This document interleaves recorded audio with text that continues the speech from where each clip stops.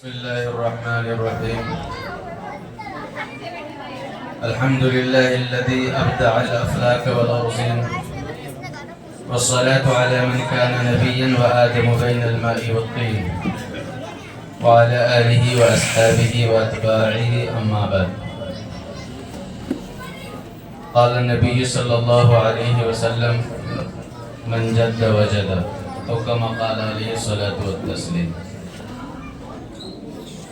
Stage پر رونق افروز علماء کرام، خصوصاً حضرت مولانا مفتی جاوید صاحب قاسمی اور قاری محمد مظہر صاحب اور عزیزم حافظ و قاری عالمگیر صاحب اور دیگر علماء کرام جن کے نام سے میں واقف نہیں ہوں، یقیناً آپ فضیلت و مرتبت میں ہم سے بڑے ہیں،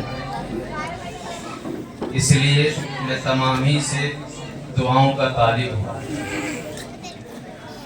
1-2 منٹ آپ سے روبرو ہو جاؤں، کیونکہ تقاضا ہے میرے ساتھ جانا ہے۔ پہلی بات تو یہ کہ میں یہ سمجھ رہا تھا کہ دستار بندی کے عنوان سے یا کوئی اور پروگرام ہوگا، کیونکہ مدارس کے حوالے سے اگر کہا جائے تو یہ پروگرام کا سیزن ہے، لیکن آ کر پتہ لگا کہ یہ تو یوم جمہوریہ کے عنوان سے ماشاءاللہ بچوں کا پروگرام بعض زور سے ہی تقریباً جاری و ساری ہے، الحمدللہ۔ وہ صبا کیا نام ہے؟ متعین ہو چکا ہے، اس لیے 1-2 منٹ گفتگو کر لی جائے۔ یہ بہت وسیع موضوع ہے۔ ہندوستان کی تاریخ میں دو دن بہت اہم ہے، ایک ہے 15 اگست، دوسرا ہے 26 جنوری، جسے ملک کا تہوار بھی کہتے ہیں، جشن کا دن ہے۔ عام طور سے یہ لوگ یہ سمجھتے ہیں کہ 26 جنوری اور 15 اگست دونوں ایک ہی ہے، ہندوستان کی آزادی آج کے دن ہوئی، لیکن حقیقت یہ ہے کہ 1947 15 اگست کو ہندوستان انگریزوں سے آزاد ہوا، اور علماء کرام نے اور مسلمانوں نے جو قربانیاں ہندوستان کی آزادی کے لیے دی ہیں، اگر بغیر کسی ہچکچاہٹ کے کہا جائے تو یہ کہنا بجا ہوگا کہ کسی اور نے نہیں دی،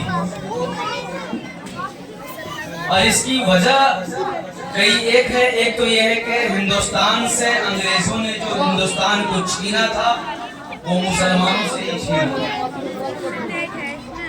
پھر یہ ہے کہ وطن عزیز سے محبت اسلام ہمیں سکھاتا ہے، اور اس کی گواہی آپ دہلی گیٹ پہ جائیں، وہاں تاریخ دیکھیں تو غالباً 92 یا 96 ہزار شہداء کے نام ہیں، اس میں تقریباً 62 یا 64 ہزار صرف مسلمانوں کا نام، کم و بیش۔ تو 15 اگست کو ہمارا یہ ملک ہندوستان آزاد ہوا 1947 میں۔ 1950 میں جا کر 26 جنوری کے دن اس ملک ہندوستان کو اپنا ایک قوانین ملا، ایک آئین ملا، جسے ریپبلک ڈے بھی کہتے ہیں، یوم جمہوریہ بھی کہتے ہیں۔ لیکن آپ ذرا دیکھیے کہ جس ہندوستان کی آزادی میں مسلمانوں کا اتنا بڑا کردار رہا ہے کہ وہ 100 سال سے زیادہ کی تاریخ محیط ہے کہ انہوں نے قربانیاں دی ہیں۔ آج جس سرزمین پہ آپ بیٹھے ہیں دہلی کے اندر، کوئی ایسا درخت خالی نہیں تھا جہاں علماء کی لاش لٹکی ہوئی نہ ہو۔ میں نے کہہ دیا شروع میں کہ اتنی قربانیاں مسلمانوں نے دی ہیں کہ دیگر قوم نہیں دی ہے، لیکن اس کے باوجود مسلمانوں سے حب الوطنی کا سرٹیفکیٹ مانگا جاتا ہے، بے وفائی کا داغ لگایا جاتا ہے۔